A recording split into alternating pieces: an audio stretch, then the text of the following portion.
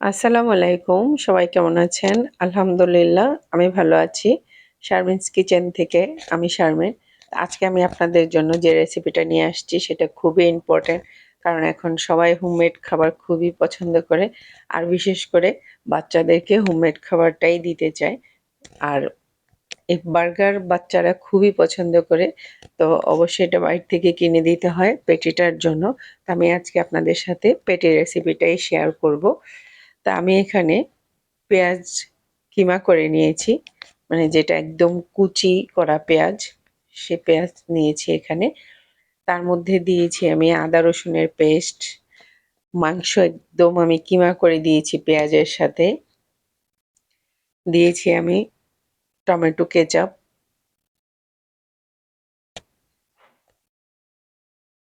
একটা ডিম দিয়েছি। আপনারা চাইলে ২টা ডিমও দিতে পারেন। আমি এখানে একটা ডিম দিয়েছি। একটা ডিম দিয়ে ভাজলে একটু সুবিধা হয়, ফ্রোজেন করে রাখতে সুবিধা হয়। ২টা ডিম দিলে একটু বেশি ফ্লাফি হয়ে যায়, তখন ফ্রোজেন করলে অনেক সময় ভেঙে যায়। তো আমি এখানে সব রকমের মসলা দিয়ে আমি একটা মসলা বানিয়েছি। এটা আমি ফ্রাই-এ ইউজ করি, আবার এই প্যাটিটাতেও ইউজ করি। তো আমি এখানে এই মসলাটা এখানে ইউজ করেছি। আপনারা বাসায় যে গরম মসলা আছে, জিরা, এলাচ, দারচিনি এরকম টাইপের সব মসলা একটু একটু করে দিয়ে এটাকে মেখে নিতে পারেন। এখন আমি কাঁচামরিচটা দিয়েছি। কাঁচামরিচটা আমি পরে দিয়েছি কারণ পেঁয়াজটা খুব মাখতে হয়। এই যে দেখতে পাচ্ছেন খুব নরম হয়ে গেছে। পেঁয়াজটা খুব মাখতে হবে।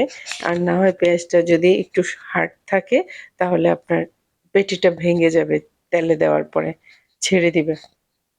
পেঁয়াজটা সফট না হওয়া পর্যন্ত মাখতে হবে। আর এই পেঁয়াজের সাথে যখন কাঁচামরিচটা মাখা হয় তখন হাত খুব জ্বলে।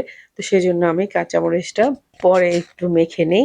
এখন আমি ধনেপাতা, পুদিনা পাতা দিয়ে দিলাম সুন্দর একটা ঘ্রাণের জন্য। এই যে দেখতে পাচ্ছেন আমার কিমা পেটির রেডি হয়ে গেছে।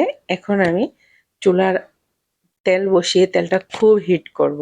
এটা খুব হিটের মধ্যে দিতে হয়। তো এই যে আমি একটা একটা করে দিয়ে দিচ্ছি।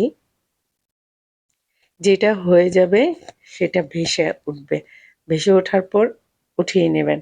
কারণ এটা খুব নরম থাকে। কাঁচাটাতে লাগলে কাঁচাটা ভেঙে যায়। এগুলো খুব সাবধানে করতে হয়। আমি এক পাশ দিয়ে দিচ্ছি, আরেক পাশ দিয়ে যেগুলি ভাজা হচ্ছে সেগুলো আমি উঠিয়ে নিচ্ছি। তো আমার সবগুলো পেটি ভাজা হয়ে গেছে। এখন আমি ডিমে চুবিয়ে চুবিয়ে এগুলোকে আরেকটু ভেজে নেব।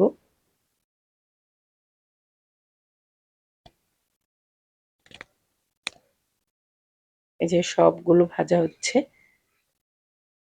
আমার এটার একটা অর্ডার ছিল, তো আমি সেজন্য পেটিগুলো বানিয়েছি। আর আবার ভাবলাম আমি আপনাদের সাথে শেয়ার করি। সাথে কিছু চিকেন ফ্রাইয়ের অর্ডার ছিল। তো আমার পেটিগুলো রেডি হয়ে গেছে। আমার ভিডিও যদি ভালো লেগে থাকে অবশ্যই আমার ফেসবুক পেজটা ফলো করে দিবেন, ইউটিউব চ্যানেলটা সাবস্ক্রাইব করে দিবেন। এরকম নতুন নতুন ভিডিও পেতে অবশ্যই আমার পাশে থাকবেন। তো আমি এখন চিকেন ফ্রাইটা ভেজে নিচ্ছি। আমার চিকেন ফ্রাইয়ের রেসিপি আমি তার আগে আপনাদের সাথে শেয়ার করেছি। তো এখানে আমি ফ্রাইগুলো ভেজে নিচ্ছি। পেটিগুলোর সাথে আমি ডেলিভারি দিব।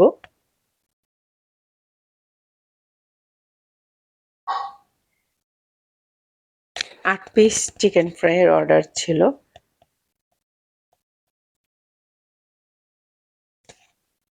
আর ৩৫ পিস পেটি অর্ডার ছিল। তো আমি এগুলোকে ভেজে নিলাম।